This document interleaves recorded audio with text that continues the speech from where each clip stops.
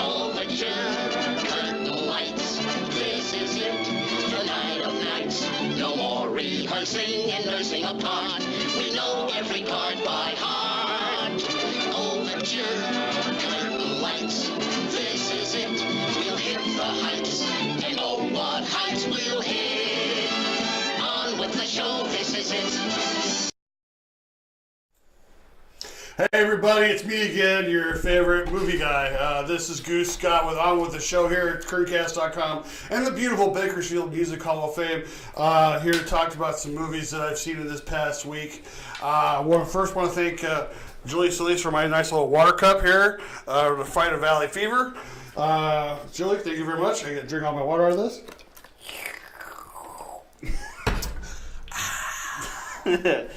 I'm having too much of a good time. All right. As I like to say, on with the show, and the movie that I got a chance to see this week that opens this weekend, and one I've been dying to see, I've been really, really wanting to see, is called The Happytime Murders. Now, the reason I really wanted to see this movie is because the trailers made it look so interesting. All right, puppets. You know, a puppet trying to solve a puppet murder with a human cop or human partner. It just sounded interesting to me. And what I found, here's some things here's some things about the movie that I will tell you straight on. Really forward. This is not a kids movie. Do not take your kids to see this movie, or you will be sorely upset. This is the one warning I will give you. This is not a kids movie. This is adult. This is an adult film with puppets. Okay, they cuss, they curse, they smoke, they drink, they have sex. And that's the one thing that, I mean, if you ever want to know. Hold on, let me just say something. It's like an adult version of Sesame Street. It is. It's like an adult version of Sesame Street. If you ever wanted to know how puppets have sex, you go see this film. Okay, that's my warning to you. This is not a kids' film. If you take your kids to see this, you do not come out and say how angry and upset you were. Okay, because this is the one time where I will tell you that. And I usually will tell my audience that whether or not this is a good film for young kids or adults or teens. Or teens. I would suggest. In fact, this movie for me, I would say would probably be a maturity level of like an older teenager. Now let me tell you some what I really liked about this film. This film is. It's not it is a comedy, but foremost, this is a film noir. And if you've ever been a fan of film noir, this is a really good film to watch. It has all the elements of film noir. It has, the voiceover and the police officer, the protagonist. That's he's trying to redeem himself. This has the femme fatale. This has everything, and of course it has the crime, and it has everything that a film noir has. It just involves puppets. And this is a very unique way of showing a film noir that is unlike anything that has come around in a long time. Usually when you see the modern day film noirs, it's usually wrapped around something else, like it's a horror, or it's a romantic comedy, or it's wrapped around something else, or an action film. Usually action films are usually the basis for a lot of film noirs. But this one is a straight up film noir, and it's I liked it. I liked it a lot. There are some parts in it that are very, very funny. There are parts of it that are very, very shocking, and I think what it is I think that the way that this is wrapped up with and the way that this is done is that puppets are like as much of real life as any other human, and they are, but of course there are they're not human. They're a puppet. They're a sock. They're a fuzzy little, whatever. They're basically they're like a dust bunny. They're like a dust bunny. It's on a sock. They are continued, and that's the interesting thing, because they are also continued to be degraded and put down, and all the things that you would think of that could be considered a racial slur is also used on puppets. And it's really interesting what they come up with. And you have this one guy who's voiced by Bill Beretta, who does a great job. And as a matter of fact, this is Brian Henson, who I believe has got to be Jim Henson's son, is the director of this film. And he does a really good job of putting this team together of puppeteers to make these puppets look like they actually can walk down the street. And they can actually walk across, and they swim, and they do all this other stuff. And it's very, very fascinating as a filmmaker how they can put all of that together. The film stars, of course, Melissa McCarthy as Maya Rudolph, Joel McHale, and someone that all of a sudden her name just escaped me, and but it's really, really well done as far as what it is. Now, it probably will get heavily criticized because the laughs are kind of few and far between. But remember, this is a film noir. This is like a detective story. So you're going to find those interesting, funny moments in the film. But you have to go in there thinking that this is not a full-out, laugh-out-loud comedy with puppets. This is a film noir. This is a detective story. And so if you go in with that, and you get by all of the adult-themed hilarity that ensues in this film, you will, I believe you will really, really like it. I have promoted this film on Inga Barks' show. I showed her one of the trailers, and the first she was like, it was really funny until the one scene where, I'm not going to get into it, but but it is absolutely, there are some scenes that are absolutely hysterical. But it is a detective story, and it's well done. And I think that this is a great way to take that genre, that film noir genre, and kind of turn it and give it a new kind of life and a new way of presenting itself to the public. Speaking of Melissa McCarthy, out at the Red Box is her, I don't want to say her last film or her last comedy, Life of the Party. And I reviewed this film about a few months ago when I first saw it in theaters, and I really, really liked it. And I could see, why some of the critics didn't like it.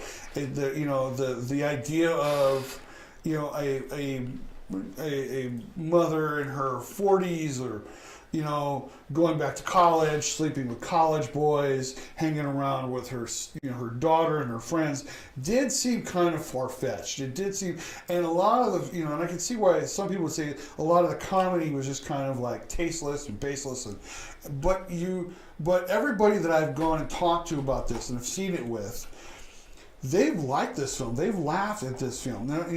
Now, is it one of McCarthy's best films? No, it's not one of her best films. But it is a great story about how somebody can reinvent themselves, during their, what do you call it, a midlife crisis deal, where you get to a point in your life and you wonder what would happen if I had accomplished such and such. And this is a great way that this film does that. There are some things in there that are kind of like that would never happen, but it does bring up something, and it does kind of follow the same type of storyline that we've always seen in these kind of films too. The person goes back to school and they do really well and they're getting through their studies, and all of a sudden they hit a little bit of a roadblock, and it looks like they won't be able to go back to, they can't afford it or whatever, get kicked out, and they find some way of coming back, if something happens, and they're able to find a way to finish their degree and get their diploma and everything else. There is a great Christina Aguilera sighting in the film, which I did mention in the first time around, because I want people to go see the film for themselves and see it. It is funny. I found it very funny. People that I've talked to and I've seen the movie with found it funny. And I kind of have, again, is it a masterpiece? No. Is it her best film? No, it's not her best film. I think Melissa McCarthy has a lot more she can put into what goes on. In fact, I think one of her best films is The Happytime Murders, because she's not just, she's kind of a serious but also funny, and a lot of stuff that happens in the film. But as far as Life of the Party, if you go to the Red Box, you spend a couple of dollars for it. It's a good movie to at least check out, and I think you'll enjoy it. All right, we are going to hit our break, and when we come back, I'm going to talk about one other film that's at the Red Box that I also reviewed early on this year, and I'm going to talk about a film I caught on one of the specialty channels that people kept telling me I have to see this film, and I finally got a chance to see it, and I'll give you my report on that when I come back with this. This is Goose Scott with On With The Show here at the kerncast.com and the Bakersfield Music Hall of Fame. Producer, take us out.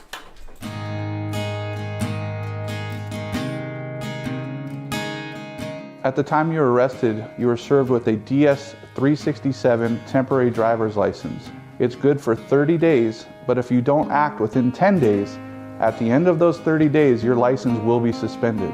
It's important for your lawyer to contact the DMV for you. Set up a driver's license administrative hearing so that your license is not going to suspension.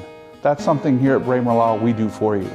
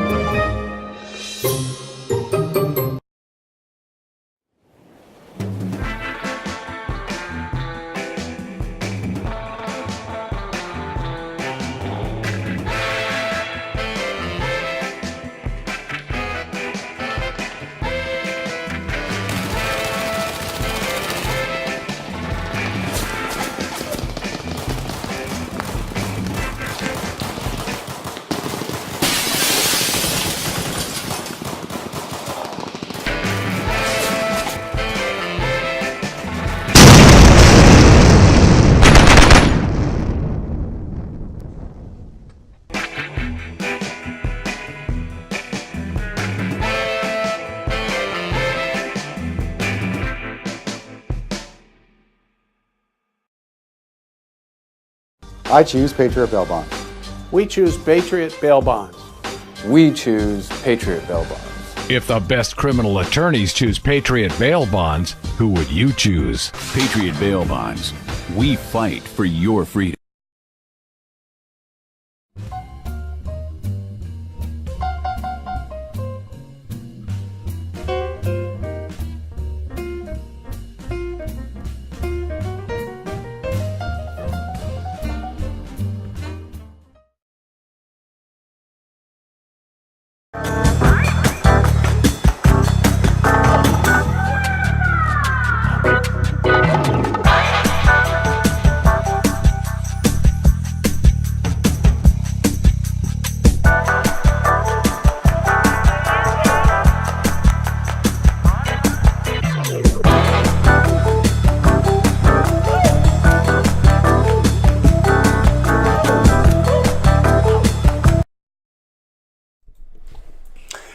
Back. I hope you enjoyed those interesting commercials. First, there are two things. First of all, I want to get back before we get back to talk about movies. I want to thank Patriot Bail Bonds for helping me sponsor the show.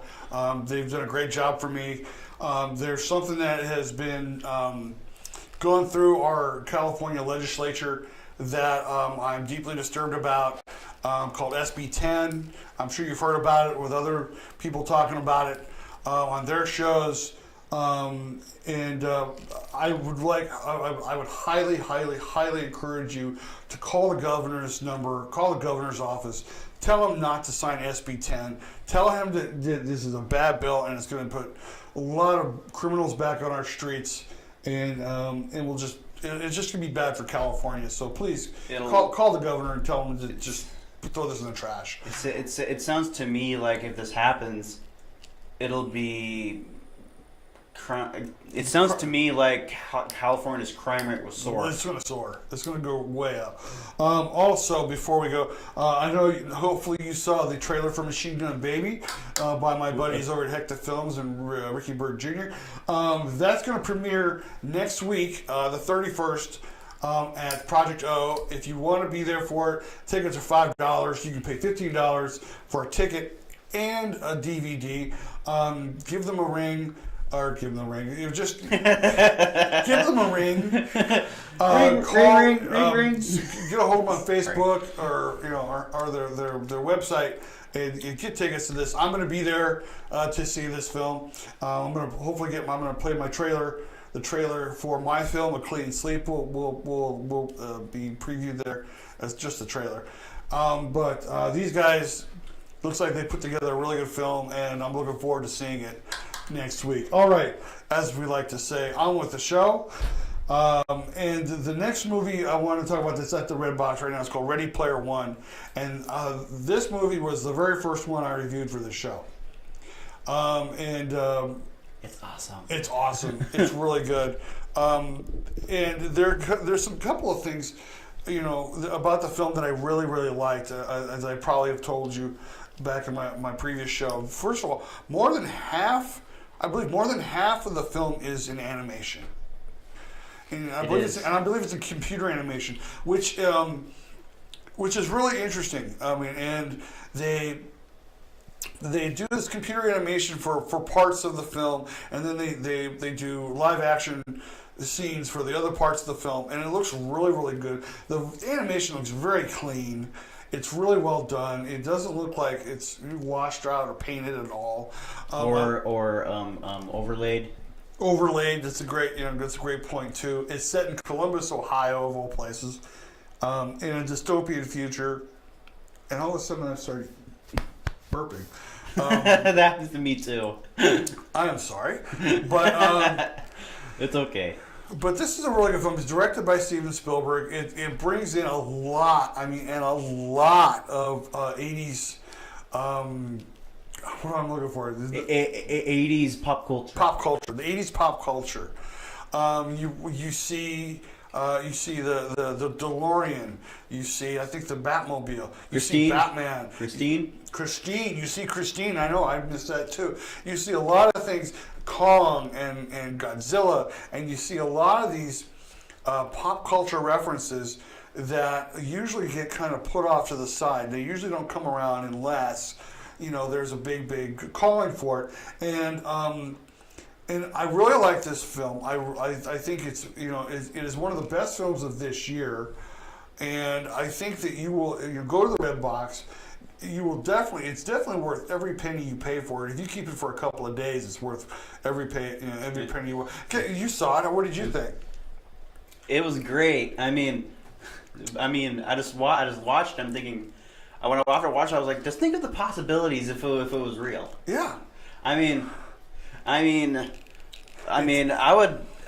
be honest, about the cars, I would own probably close to 100. Yeah. I mean, you're a tech guy, so you would know that you put those goggles on, and that transports you to be transported just by putting goggles in a. I would be like. You would probably never leave. As he said, there's a lot of people who go there to escape reality. Escape. And to be honest, my reality kind of sucks right now. Oh, I'm sorry. I mean, my life is okay. So this is my life. It's just wake up, drink coffee, sit in my butt, watch TV, go to I go to sleep, repeat. We'd like for you to do more than that. Yeah. To get to the point, the film was really good, and I keep a poster on my wall in my bedroom. And you see, and that's just not my opinion. That's also, of course, my producer's opinion also. Yeah. So. I got time to talk about one more film I saw this week, and this one, people have been talking to me about this film since it came out. It's from 2010, and it is called Scott Pilgrim versus the World. And it was directed by Edgar Wright, who is most known for Shaun of the Dead and Hot Fuzz. And I almost thought you said Hot Fudge. Hot Fudge, that too. I can go for a Sunday right now. Sorry, and Hot Fuzz. But I believe this film, and I can understand why people have been bugging me to see this film, because this was a movie that, obviously it's what's the word I'm looking for? It is an adaptation of the comics for Scott Pilgrim, and basically Scott Pilgrim has to face Ramona's 7 evil exes. And it's not just, and what I find funny, he keeps saying ex-boyfriends, and she keeps saying exes.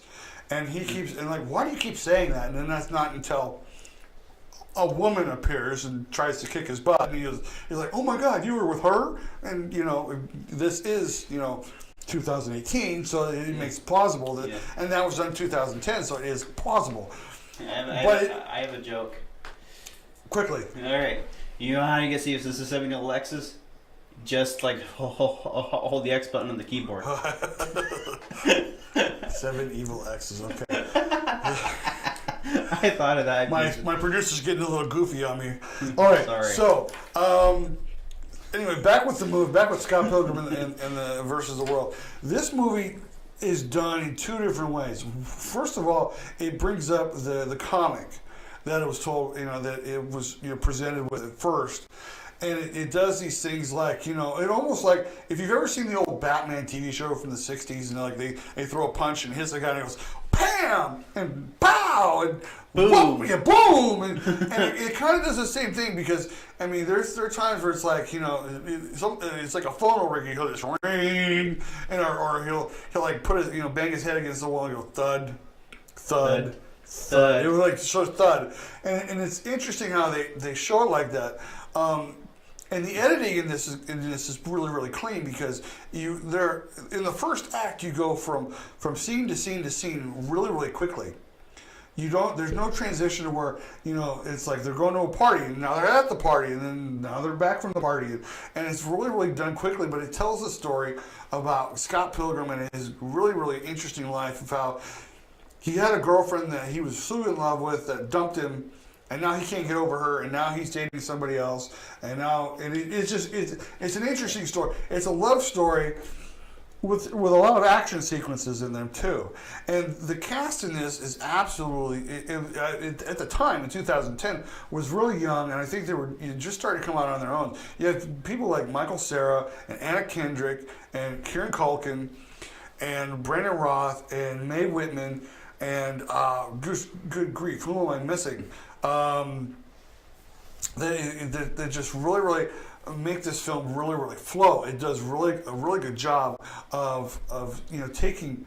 It's again a new approach to an interesting concept of a romance that's got a lot of action. It's like an action romance. That's what it is. It's an action romance. Duh. So it's an action man. It's an action man. So sorry. But the other thing it does put in play is video game culture.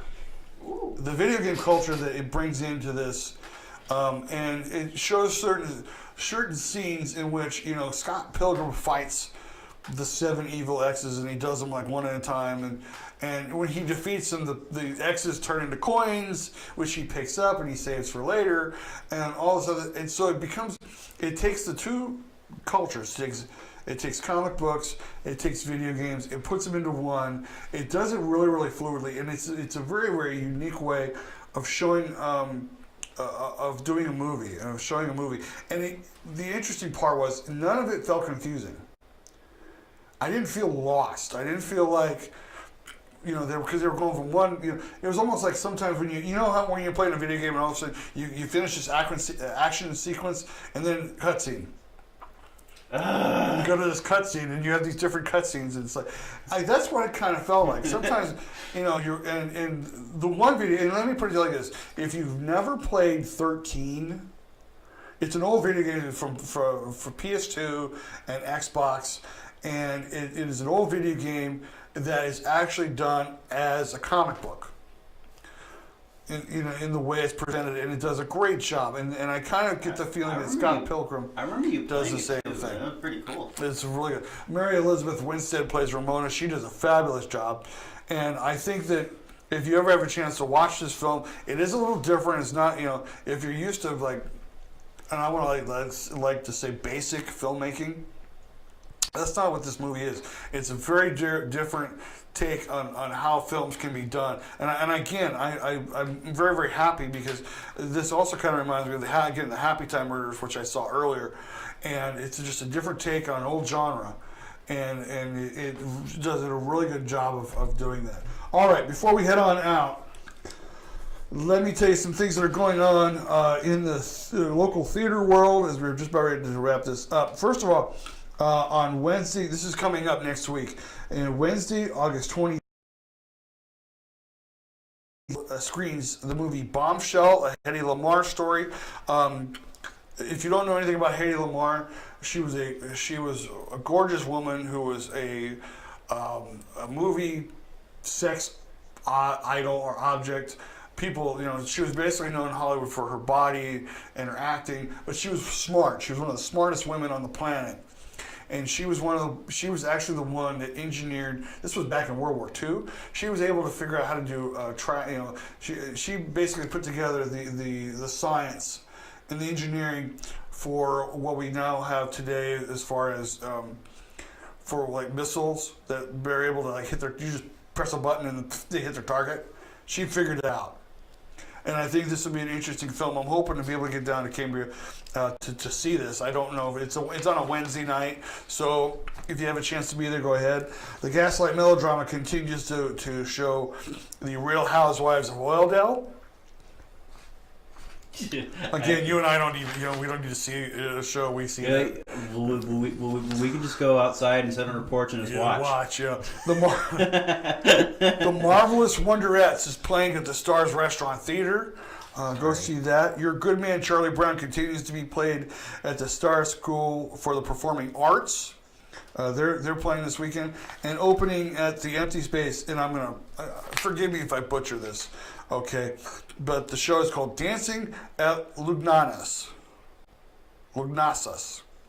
I told you I'd get it wrong. Dancing at Lugnasa at the Empty Space. Go check that. Go check those shows out. I am out of here. Thank you very much for watching. My name is Goose Scott with On With The Show. We're here at kerncast.com, the beautiful Bakersfield Music Hall of Fame. Go catch a show. I'll see you next week.